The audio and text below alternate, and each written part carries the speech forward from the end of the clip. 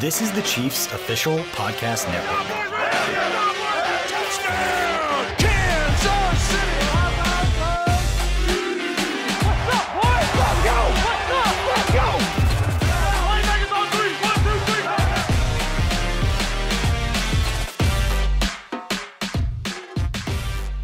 3. Hey everyone, and thank you for joining us here on another episode of In the Trenches. Whether you're driving around, sitting at work, or just hanging out and wanted to get a little Chiefs fix, we appreciate you tuning in. I'm Chiefs reporter BJ Kissel, joined as always by 6-year NFL veteran, Super Bowl champ, and former K-State All-American Nick Leckey. Nick, what's going on? Not a whole lot. Frustrating loss last night. Yeah, the fact that this show is called In the Trenches is pretty apt for what a lot of this show is going to be, talking about that Chiefs 19-13 loss last night on Sunday night to the Indianapolis Colts. There's a lot to get to in this one. There really is, too. I mean, there's so many things going on with this game, and losses will always uncover your faults, and then wins will always kind of gloss over those faults. So these are some things that we saw in the game last night that have been there throughout the season, but the offense was able to overcome all those faults and get wins. Yeah, we're going to get into all of those and give a little perspective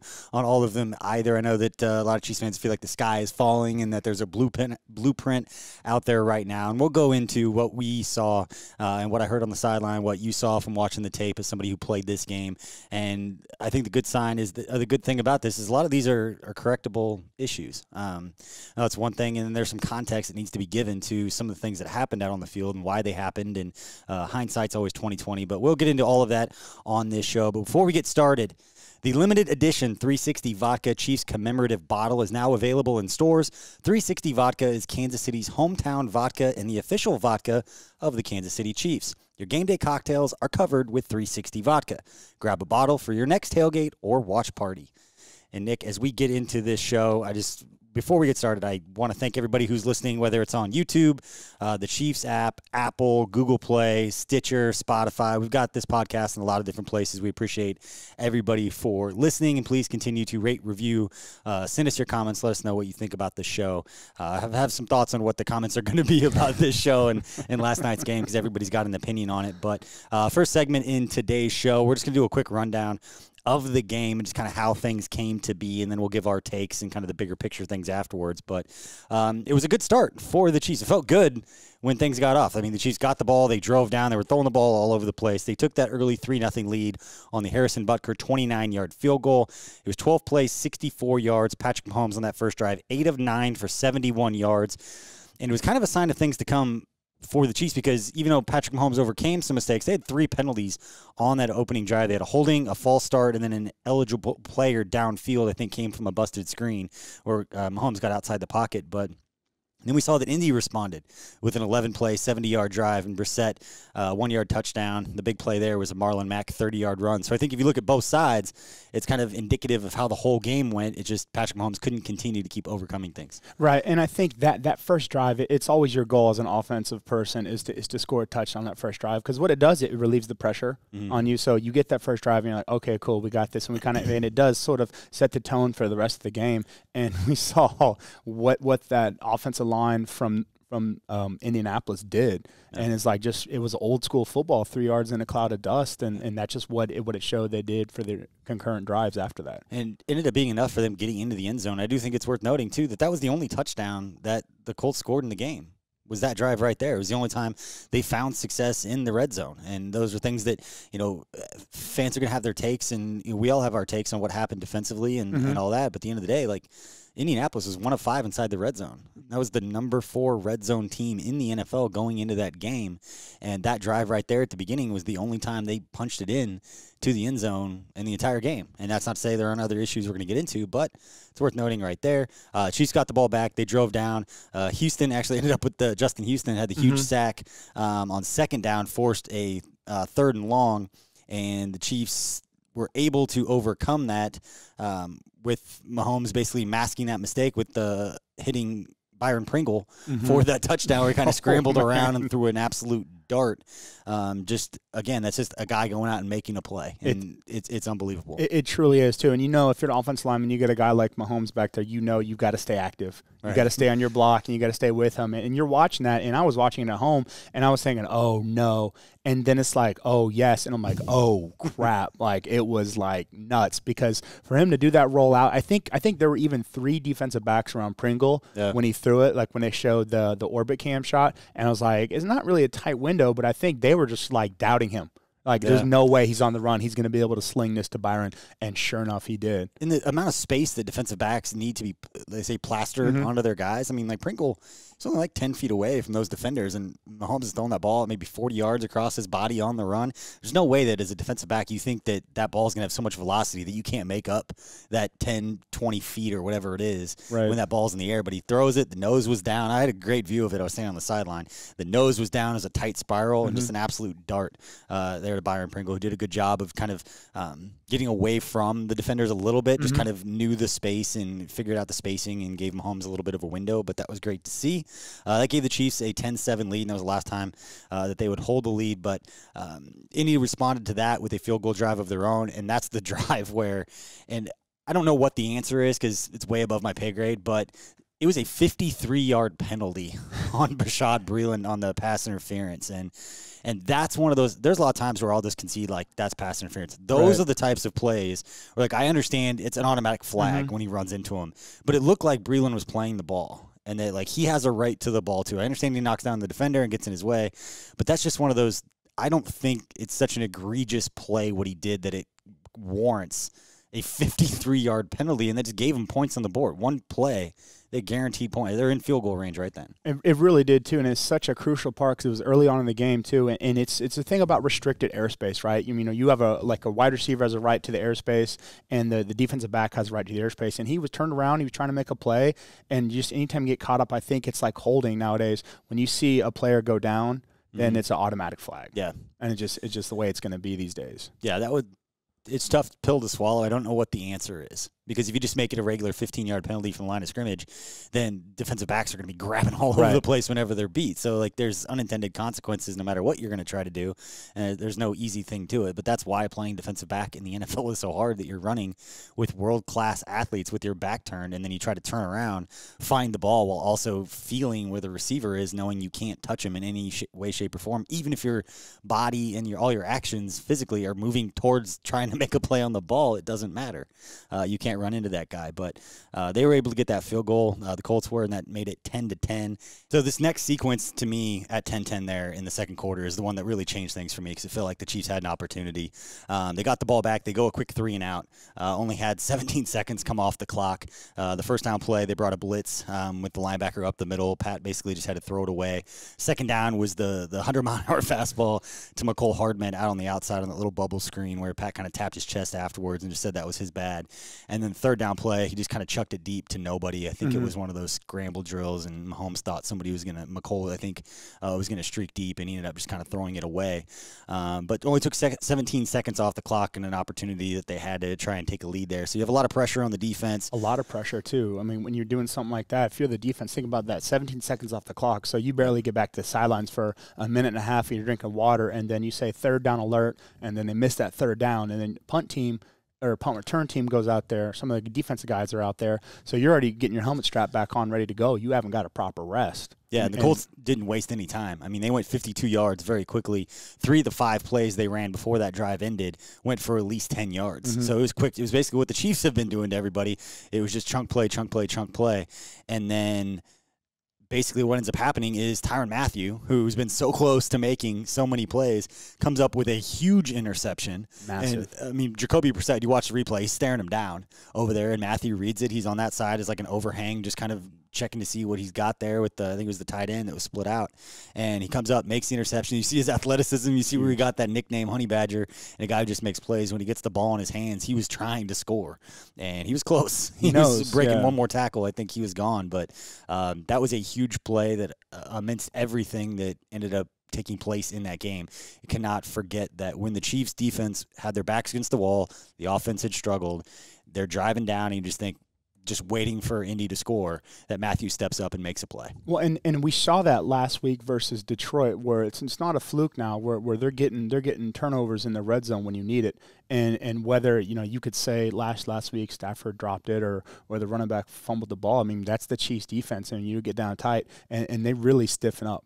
Yeah. They really stiffen up. The run game improves, passing game improves. For that Chiefs defense, and it's really cool to see that. Yeah, and you felt like they had momentum at that point because you felt like the things kind of swayed. And some coaches, and Coach Reed will tell you, and Mike Frazier, the Chiefs statistical analysis coordinator, says no such thing as momentum. That's what they say. But I feel it, like when I'm on the sideline, because you just get excited, the adrenaline, whatever you want to call it. Chiefs get the ball back. They face a 3rd and 9, and that's when Mahomes hits Mecole Hardman across the middle for 16 yards. And you're like, okay, here we go. 3rd and 9, no big deal. You're feeling pretty good. LaShawn McCoy gets into the open field. It was 21 yards down the field to just outside the red zone, and then he fumbles it. Yes. And that ended up being what I thought was a huge opportunity missed for the Chiefs, where not just because he fumbled, but because of the situation with what was going on in the game. That was really one of the turning points to me, I think, in the game. Well, it really is too, and then that just shows you the importance of those red zone trips, where red zone, it's 3 points are guaranteed. So you already know that red zone 3 points are guaranteed, and your efficiency is whether you can get that touchdown or not. And early on in the game, with the Colts struggling with passing and Jacoby Brissett, and they don't really trust him to throw the ball that much, that would have been huge for the Chiefs to get a touchdown. Yeah, you want to get up and force other teams to have to throw the ball to play catch-up and stay ahead of the sticks, they say, and then ahead of the score and force teams to come at you from behind. And that's not what happened. And then after that, it was even more injuries. And we'll get into all the injuries here in a little bit. But Xavier Williams goes down there after that in the second quarter. First drive of the second half when Chris Jones goes down.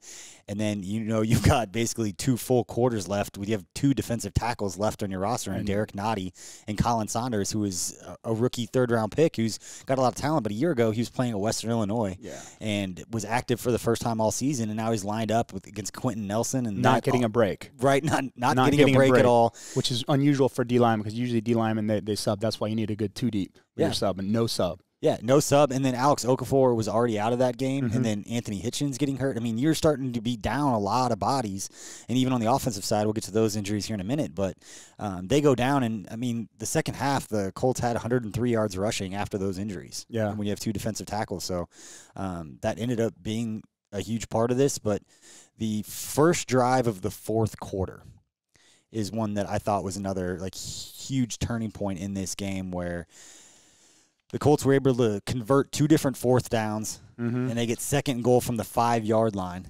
They're about to punch it in. They're about to take this huge lead. They're up by, I think it was 3 at the time. There was a 13-10 at the time. It's 2nd and 2 from the 5. And Tyrann Mathieu comes flying from the outside and for the tackle of loss for 8 yards. And I remember thinking at the time, they just forced a 3rd and long. If they stop him, they kick the field goal, they'll be down 6. So a touchdown, you still win the game. I remember thinking at the time, the Chiefs just won this game. That was what was going through my mind, because I thought the offense would figure it out. They'd go down and score. And then to me, it was the defense stepped up again when they absolutely needed to in the red zone. And it was Tyrann Mathieu, who had already made the interception, stepping up again. And he beat Costanzo, the left tackle, to make that tackle as well too. And it forced Indy to they were leaning on that run game where we know we have a guaranteed 4 yards and they're just marching. And it forced Frank Reich and the Colts to do 3rd and 10. All right, now we got to try and air this out. And I knew, like you did, I don't know if it was a win or not, but I knew that Jacoby Brissett was not going to make that throw. He hadn't been counted on all day to make that throw. They were pounding the ball with Mac. And you knew 3rd and 10, no way, this is going to be a field goal. And that's what happened. Yeah, I think this conversation today, if the Chiefs are able to go down and get that touchdown on that next drive, this is a completely different conversation. And Tyrann Mathieu's plays on the interception and that one are completely spoken about differently, because again, those are 2 situations which the Chiefs defense had their back against the wall. And yes, the run defense is an area that needs to improve. Yes. But when you look at those numbers, the Colts ran the ball 45 times, and you're missing 2 starting defensive linemen. You're missing one of your rotational defensive linemen, and your middle linebacker against one of the top 5 rushing teams in the NFL with arguably the best offensive line in the NFL. These aren't excuses. No. So let's not pretend that they're coming across like that. That's not what I mean at all. But it's context. And context matters. When you're going up against – these guys get paid too. The Indianapolis Colts offensive line is no joke. We spoke about it last week going into the game. We spoke about it on the pregame show on Field Pass, showing film of Ryan Kelly, their center, and Quentin Nelson and Anthony Costanzo. I mean, these guys are very good at what they do, and we were banged up, and they took advantage of it. And they really did too. And when you got to lean on your offensive line to be your offense and your defense, the Colts came through in that regard. Yep. So Chiefs get the ball back, and this is another one of those – make sure I choose my words carefully. Right. Here, Chiefs get the ball back, down 6, got a chance to go down and score. And that drive was doomed from the start when Demarcus Robinson got called for a face mask penalty on a stiff arm that he didn't even hold it for that long. And we see that all the time.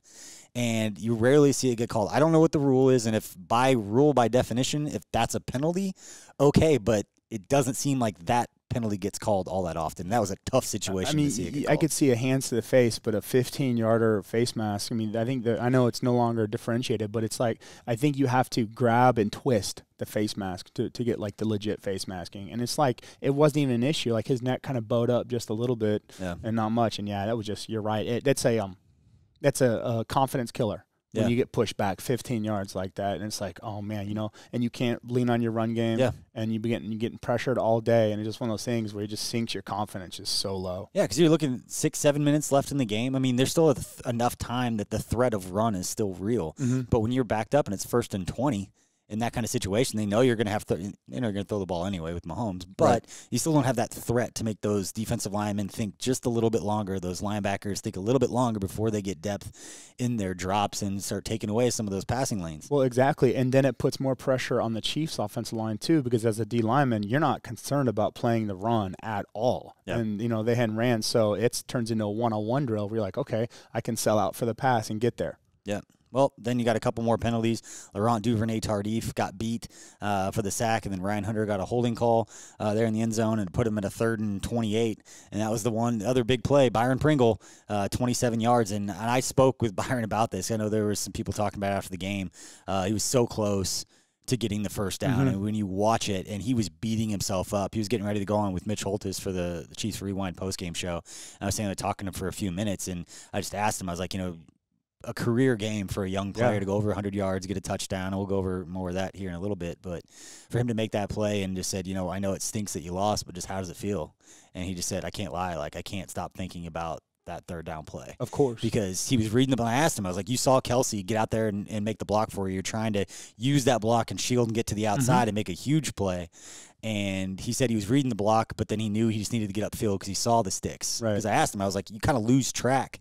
Normally, like a 3rd and 8, like you know exactly where to go. When you have to gain 28 yards and you're running around, like you have no clue where you're at. But he said as soon as he turned, he did see where the stick was, and then saw Kelsey, and then tried to use the block to get around. But the safety came humming down the field, and if he misses that, like he's gone for a touchdown. Wide open. But he was beating himself up over that, which I think is a huge sign of maturity for a young player. Everybody's bummed that you lost, but he goes out there, gets his opportunity with Sammy going down. We saw last week, had a huge catch. To go over 100 yards and get a touchdown on Sunday Night Football, you can feel good about yourself, and he just could not stop thinking about that 3rd down play. Oh, absolutely. And I think as a player, you remember the losses more than you remember the wins. And especially at times where you're like, hey, you'll go over that in your head, like, how did I not do this or how did I not do that? And it's easy when you look back at the film and you can pause it and you take a breath and say, okay, well, his safety's coming this way. Kelsey's got that block sealed, so I'm going to try and go this way. And, you just can't think about it like that. You just got to learn next time. All right, and the last point to make here with the rundown is just the 4th and 1 decision. I know there were some people talking about that after the game, and I thought it was the right decision. When I was saying I didn't even think it was actually really a question because you had so many injuries along the defensive side, and you knew the Colts were just going to lean on that run game, and that offensive line over there, it's already good. You give them the ball back with 5.5 minutes. It didn't matter. Down 2 defensive tackles. Those guys are tired. I didn't think that if we did that, we'd necessarily get the ball back with a chance. And to win a game when you're struggling and you've made some mistakes, got to get 1 yard, go earn that yard and go earn that victory and earn the opportunity to keep driving down. I didn't even think it was a question. You do, and then Justin Houston came untouched from the left side, and it was a tough one because you got a guy who was scorned, and any of those type situations where you get a guy who felt he was wrongly accused and thought you were able to ride off into the sunset with your team. he's gonna be pissed. He's gonna be angry, and he was motivated, plain and simple. It's human nature. It really is. You're gonna be fired up. You're gonna want to come out and put it to your opposing team, and he made some plays. He really did. Yeah. So, not a huge surprise there that he came out fired up in that one. But that's the rundown. Now we'll go to the next segment of the show, and it's just kind of like our hills to stand on, just some takeaways that we have, things that we feel passionately about coming off this game after we've just kind of gone through the play-by-play of what happened. But I know you got some strong feelings about the offensive line. I do, and it's not one or two people getting beat. It was everyone just getting beat once or twice, and that's all it takes. It's like sometimes you could all be blocking, everyone be hemmed up, and one guy comes through, and that's the sack, and it's gonna be just compounded, right? So then that defense knows. There's no run game that you're going to lean on to kind of stop the pass rush, to make the defenders think twice about before they pin their ears back and run as fast as they can to get to the quarterback. And it's just one of those days where it's like, man, they got pressure early, and that really put the onus on Mahomes, kind of banged up his ankle a couple times. And it's like, as a quarterback, it's so difficult to overcome those early sacks, early quarterback pressures, early hits, because then you don't have that much confidence to go through your reads and to go through your pass progression, and then you get a little skittish, so you feel that pocket collapse. Yeah, you're going out. Yeah. No, there's going to be a lot talked about, and it'll be interesting this week to see how kind of the injuries play out. Andrew Wiley ended up getting injured, and Ryan Hunter came in and played left guard. It'll be interesting to see Eric Fisher and just see how close he is. I know that there were some reports out there on a timetable, and we'll see it's kind of what his practice schedule is like. I know that if he comes back and Cam Irving's healthy, Cam Irving can slide back down to left guard, where he spent a lot more time in his career than he has out at left tackle. But they do have some versatility there with guys up front, and it'll be interesting to see how that plays out depending upon Andrew Wiley and his ankle. But definitely something there. Thing I want to talk about, because I've talked about 2 weeks in a row, margin of error. We saw it against the Ravens, and that the Ravens saw how small it was if the Chiefs are playing well. You can't give them that opportunity, especially going up against a team like that. And then last week against Detroit, we saw it in that if you make mistakes against the Chiefs, a lot of them, the Chiefs could make some mistakes and still come out with the victory. And in this game, I think we saw the margin of error. And when you have as many injuries as the Chiefs had, and we've gone through a lot of them, Sammy Watkins ended up getting hurt as well. He came out after that first drive. He was gone and didn't come back. But you lose players to injuries. You have 11 penalties for 125 yards, and you turn the ball over in the red zone, and you're going up against a good team that's giving you their absolute best. We saw the margin of error. The Chiefs just made too many mistakes. And to me, the two biggest mistakes, or the two biggest things they weren't able to overcome, was the McCoy fumble, and then the penalty on Cam Irving on the offsetting penalties that basically took the Chiefs out of what would have been like maybe a 52-yard field goal attempt at the time in the second half that would have tied the game. I think was a huge penalty because it was a dead ball penalty. You had to add it on to the end. But I think Pringle not getting the first down, I think there were some key missed tackles in the backfield, some plays that you want guys to make. Mahomes said after the game he missed some throws, especially when they were backed up. The one to Kelsey is the one that stands out to me, where they could have given themselves a little bit more breathing room there in the fourth quarter.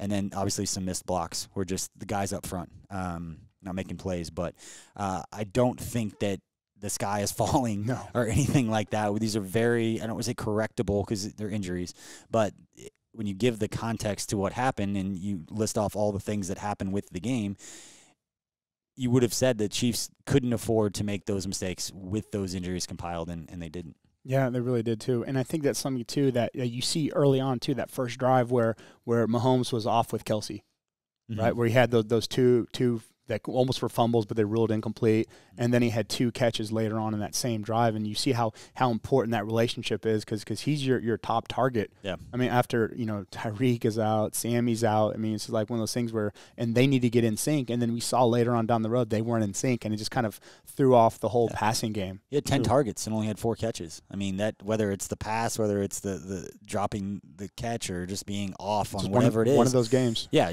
it's not about blaming. It's just about they need to be on the same page and make plays together, and they didn't. And that was one of the things we talked about in the pregame show, that the Colts were down 2 starting safeties and their all-pro middle linebacker and Darius Leonard, and you knew across the middle of the field, especially against their cover. They like to run cover 2, and I think it was described as kind of a similar to like a Tampa 2 defense, where you don't have that middle linebacker who can carry some of the seams. You thought there'd be some intermediate, some deep throws to Kelsey that would be open down the middle of the field, and there were. They just didn't consistently make enough of those plays. But I know one of those takes that you have a pretty strong one, and it's always in the trenches types of deals. It was offensive line protection, and then it was running game. And just they couldn't get it going. Well, you just look at the stats, and I think that's something that's happened over the past couple of weeks. But with Baltimore, you look at the concerning was you weren't getting into a rhythm with the run game, but then they were able to close it out late in the game when you needed it. Okay, we need this screen, we need this double screen to work. Here you go. And then with Detroit, same thing. You're able to seal the deal, drive down and score, and sprinkle in some run game. But if you only have, the Chiefs, Damian Williams had 9 rushes. That's it. And then there's no one else. And then Mahomes had 3 rushes, which are scrambles. Right. They're not running them. And then Anthony Sherman had 1. McCole Hardman had 1. Yeah. Right. And in the 9 rushes, I think Damian Williams' longest run was 6 yards. Yeah. And that's not so. So this run game is something that's been an issue where it's like the offense has been the wide receivers, and it's been that kind of Mike Leach sort of style where we're not going to throw a sweep, we're going to throw a swing pass to the wide receiver, and that's how we're going to run a sweep. So it shows that you don't a running game is not going to get you to the top, but it's going to help fill in the gaps, and it's going to help you get those third down conversions. And it's going to take the pass rush pressure off your offensive linemen, and it's going to body blow those defensive linemen. Make them cover across the field on an outside zone play. And it's just something where it just finally came back to hurt them. It's just one of those things too, where it's like you just got to have something there, and they had no rhythm. Yeah, no rhythm running the ball. Yeah, they'll have to get it going next week, because they'll be going up against the Texans team that.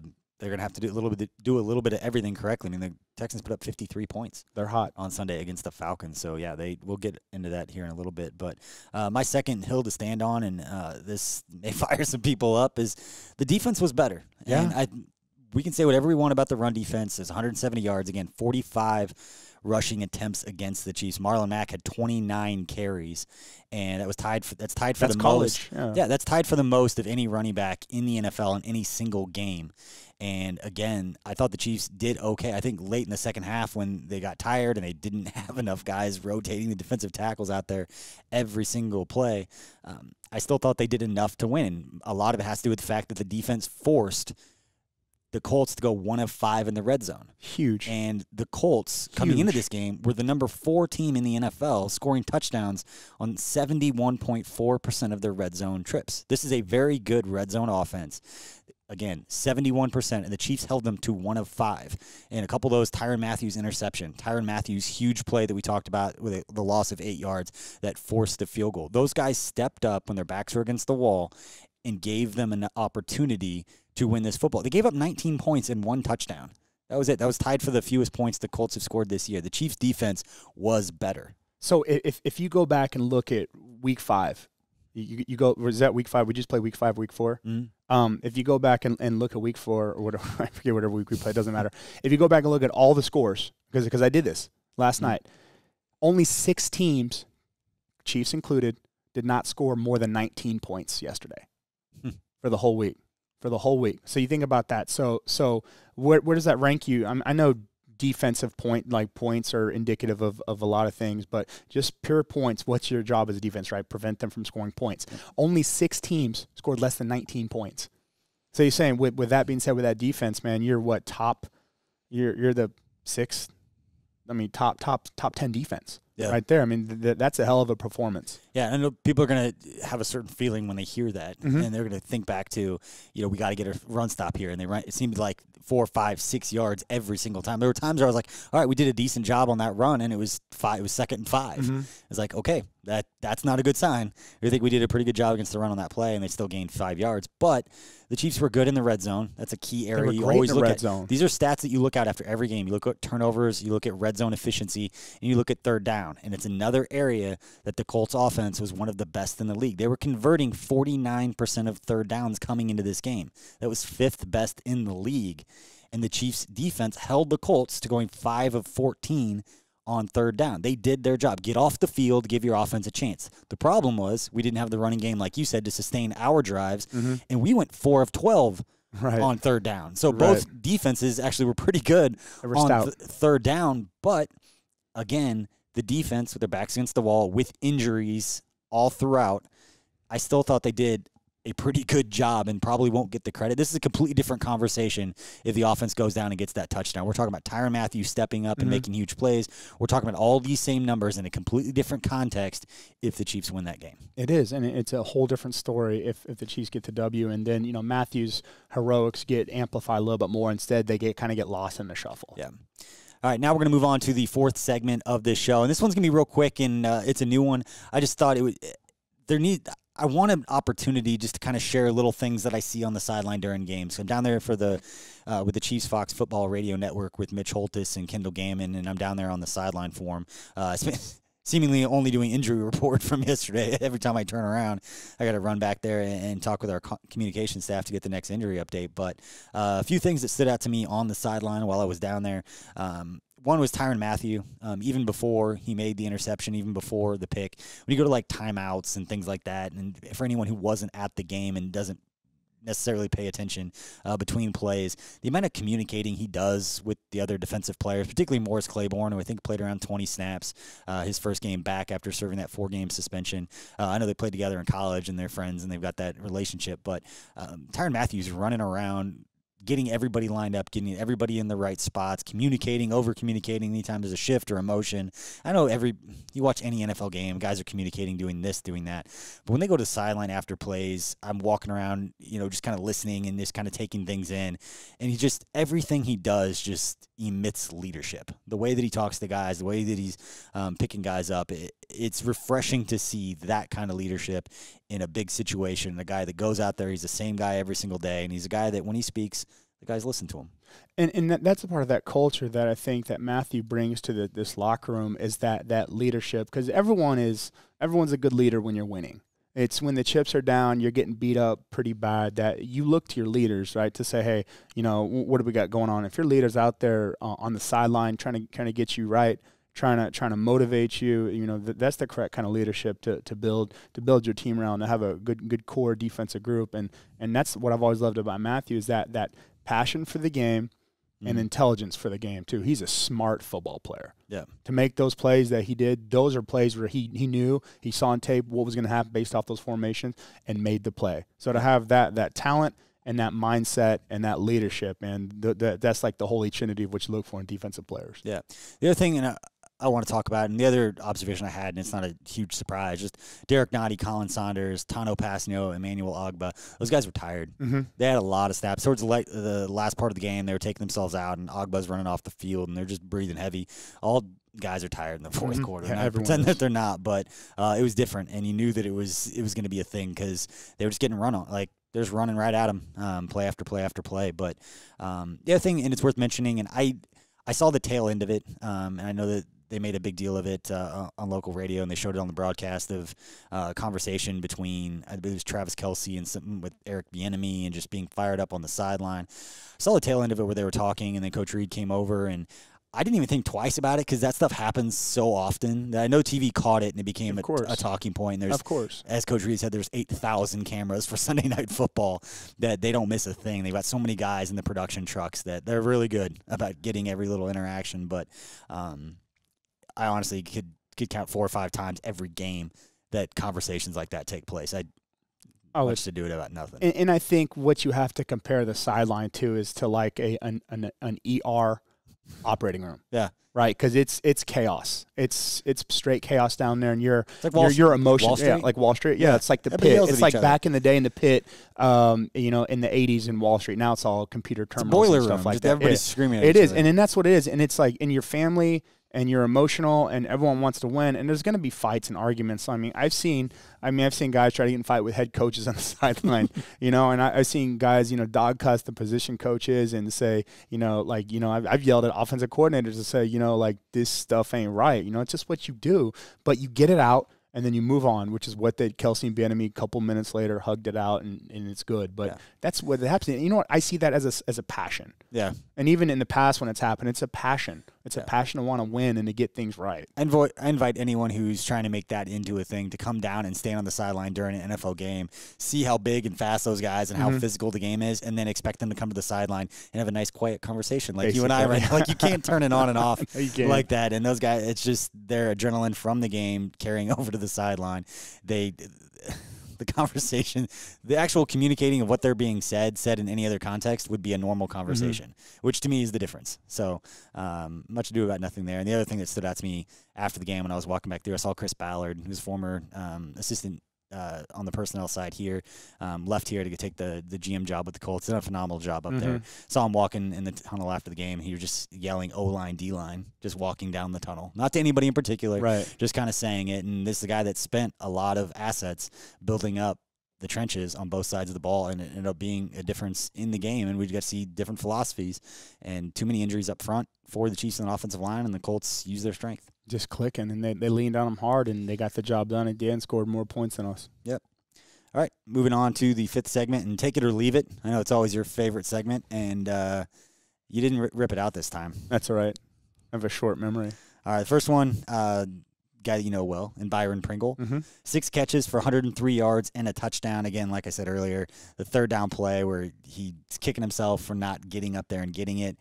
Is this a sign of things to come for Byron Pringle, or was this an outlier? So it starts slow. Like, it starts slow for wide receivers, and I thought we saw in Detroit when he caught that crucial fourth quarter catch where he got ping-ponged twice down there on the 5-yard line. And usually some of those times you take a big hit like that, you're going to be susceptible to that fumble. So when that second hit happened to him, I thought the ball was going to fly immediately. I thought for sure it was. But so since he held on and got that yardage, then I think the Chiefs coaching staff, they saw that, man, this is a guy we can trust with the ball. Yeah. Like, in a crucial situation, he's going to make a catch and he's going to hold on to the ball, which are two huge things for wide receivers to have.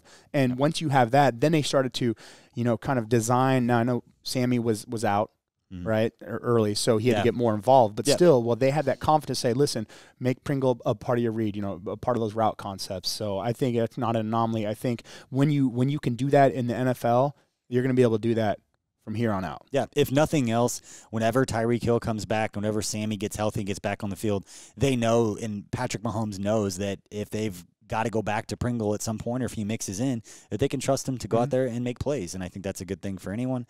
And moving on to Patrick Mahomes. Set the NFL record for passing yards to begin a season without an interception. Has 1,831 yards passing through 3 games. That leads the NFL. Finished 22 of 39 for 321 yards and a touchdown. But after the first quarter, Mahomes went 10 of 24 for 191 yards. But is that a reason to be concerned if you're a Chiefs fan? No, because, I mean, that's always indicative. The quarterback is the tip of the spear, and they're also the engine that drives that too, along with offensive line. And with him not being able to have no running game to speak of, not even an attempt to run the game, when the game wasn't that out of hand ever until the bitter end. And so for him to have all that pressure, his ankle was spatted up, his ankle was hurting him. And for him to still be able to go out and do his thing, he got it out a couple runs late. Second half, I thought it was very admirable. Grit is a good sign of leadership. He's willing to put his body on the line when it counted to try and win the game. So that's not on him. That's just more indicative of the situation that was happening with the offense last night. Yeah. And one of the things, this isn't a good thing. I'm not going to make it seem like it was a good thing. But after the game, you could see what the loss meant to those guys in the locker room, and particularly Patrick Mahomes. And then he felt like he didn't do enough to go out and make plays, and he put it on himself. And I think sometimes the expectations for this offense, this team, they can't overcome everything. Right. And that's one of the things that we learned. They're not invincible. There is a margin of error where they have so many injuries. Like we said earlier, they had so many mistakes, they had so many injuries that eventually it's going to catch up, and you can't just keep getting away with it. And I felt like Mahomes gave us some of that magic. We saw it on the touchdown to Pringle where it wasn't blocked, got outside the pocket, had pressure, but still was able to make things happen, and he just couldn't quite do that enough. And he probably would have done it again, and he would have made up for the Demarcus Robinson face mask, would have made up for the LDT getting beat for the sack, and Ryan Hunter getting called for the penalty. All of that would have been made up for if Pringle had gotten the first down on the third down. We would have seen it again. But, again, that's the margin of error that we talk about. But the third take it or leave it, Chiefs defense, and you better be with me on this because I just made it one of my hills to stand on. They forced the Colts to go 1 of 5 in the red zone, 5 of 14 on third down. Would you be willing to say the Chiefs defense played well yesterday? Hell yes. I mean, based off the mere fact that only 6 teams scored less than 19 points yesterday. Yeah. I mean, that is huge. I mean, any other game that you're in, that it's like, I mean, you're getting a win. Yeah. You're getting a win right there. And then that red zone efficiency, it's a crucial stat. And the one goal to go wasn't that where they were spotted the ball on the 3rd-yard line after Brashad's interference call, too? So it's one of those things where, I mean, geez, you scored in the first quarter a touchdown, and you don't get a touchdown the rest of the game, and you're holding them to field goals. That's amazing. And I hate to say that bend don't break, but it's like you can move the ball up and down the field. Who gives a crap? Yeah. But when you get to the red zone, you better be scoring TDs because field goals are automatic. Field goals are an automatic. It's a given. Okay, we made the red zone. That's automatic 3 points. We got to get a touchdown as an offense or we have failed our job. Yeah. At the end of the day, we can package this up. We can spend 40 minutes talking about all these different things, but I feel like if at the end of the day you would have said we didn't have Anthony Hitchens, Chris Jones, Xavier Williams, and Alex Okafor, and we held the Colts to 19 points, and we only turned it over one time, I would take that. I would just leave it right there and be like, that's good enough. We should go win that game. Right.